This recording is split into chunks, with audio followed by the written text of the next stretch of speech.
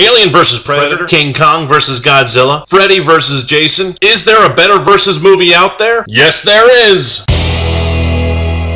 Hey there, hi there, ho there, Andrew here. And I gotta admit, I saw the Batman vs. Superman trailer and I squealed like a little girl.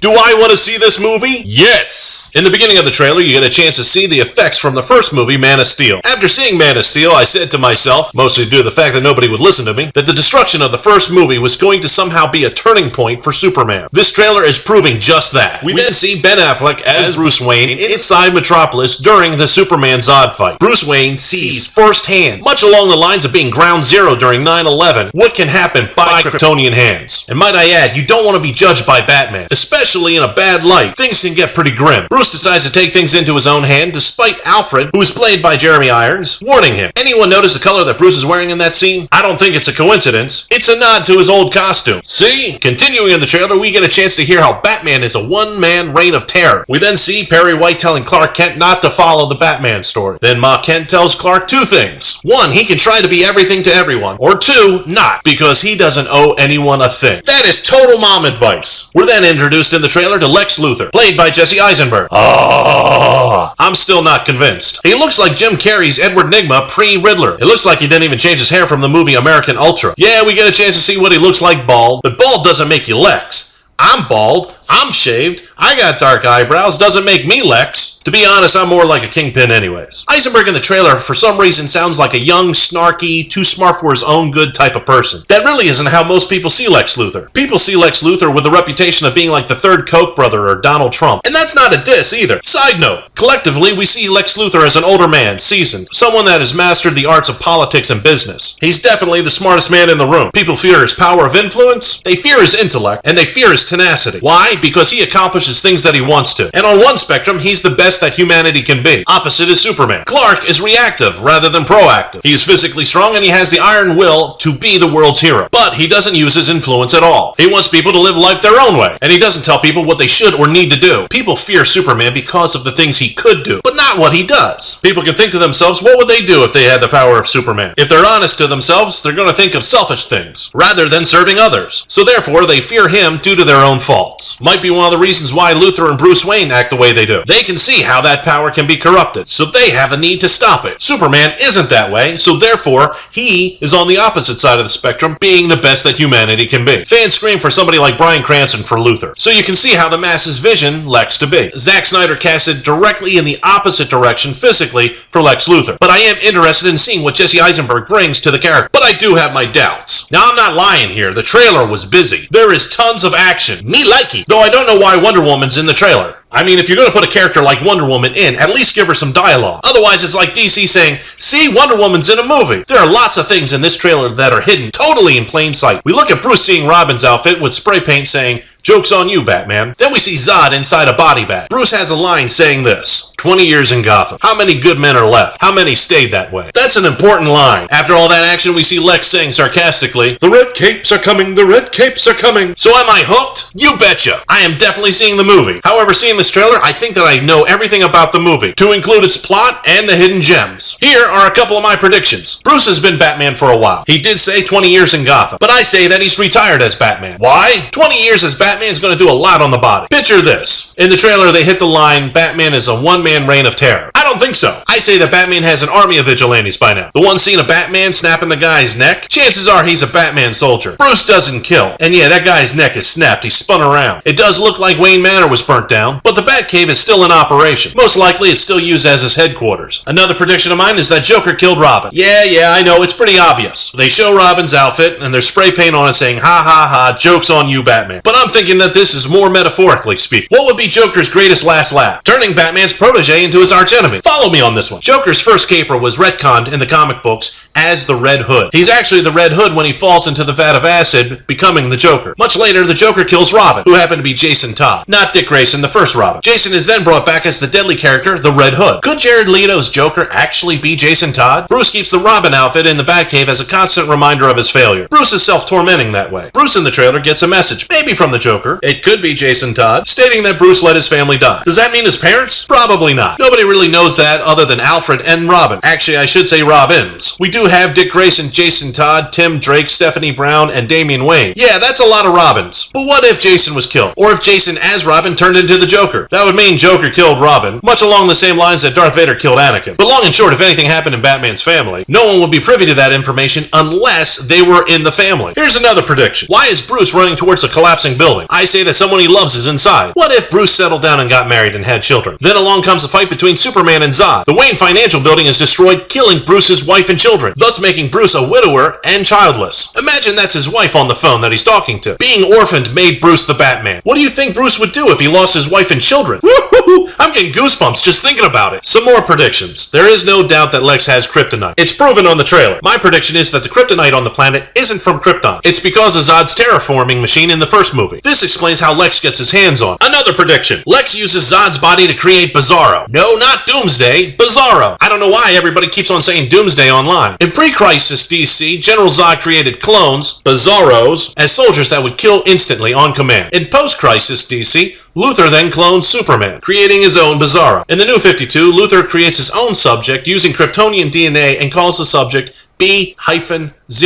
B0. B0, Bizarro. Tomato, tomato. Remember that scene where Luthor is waving his bandaged hand over Superman's head? Superman is kneeling, but he looks up really angry. Yeah, that's Bizarro. Either that or Lex has a sliver of kryptonite in that bandage. But I would think that Superman would look a little bit more unhealthy than angry. This also explains why Superman almost destroyed Batman with his heat vision. Do you really think Clark would have done that? He snapped Zod's neck in the first movie due to the fact that Zod was using his heat vision lethally. So do you think that he would just start doing it himself? No. It's Bizarro. This movie really should be called Batman vs. Bizarro. So Lex creates Bizarro to set up the Man of Steel. This plays into humanity's fear about Superman, which creates a perfect opportunity for a power grab. So how does the movie end? Yeah, you guessed it, the Justice League is brought together to take down Bizarro. Much like how the Avengers have had to take down the Hulk in the past. Except that we're not going to see some kind of weird Black Widow Hulk hand-holding thing like in Age of Ultron. No, we are going to see some serious knockdowns. That's the action scenes that we saw with Wonder Woman. So the movie ends with Bizarro being defeated. Maybe Lex gets away with it. He should. He's Lex Luthor. The heroes realize that they should team up together in case that this ever happens again. Since Batman's got the money, he's going to flip the bill for it. That way they don't have to answer to any government. The Seven is united in the dawn of justice, creating the Justice League. So what do you think? Am I right? Do I sound close? Do you want to see the movie that I just described? Leave a comment below and let me know. And I will see you all